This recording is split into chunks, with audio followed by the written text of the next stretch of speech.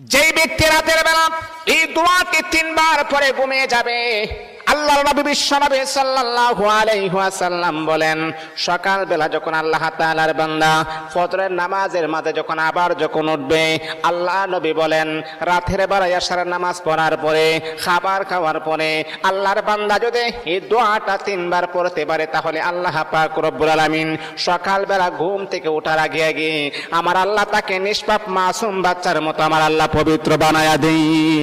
দোয়াটা সবাই আমরা জানি, আমরা সবাই কিন্তু দোয়াটা জানি, কিন্তু আমরা আমল করি না। দোয়াটা হলো আস্তাগফিরুল্লাহাল্লাযী লা ইলাহা ইল্লা হুয়াল হাইয়ুল কাইয়্যুম ওয়া আতুবু ইলাইহি লা হাওলা ওয়ালা কুওয়াতা ইল্লা বিল্লাহিল আলিয়্যিল আযীম। 3 বার যদি আপনি পড়তে পারি, ইনশাআল্লাহ আল্লাহ পাক রব্বুল আলামিন আমার আপনার জীবনের সমস্ত গুনাহগুলোকে আমার আল্লাহ ক্ষমা করে দিবেন।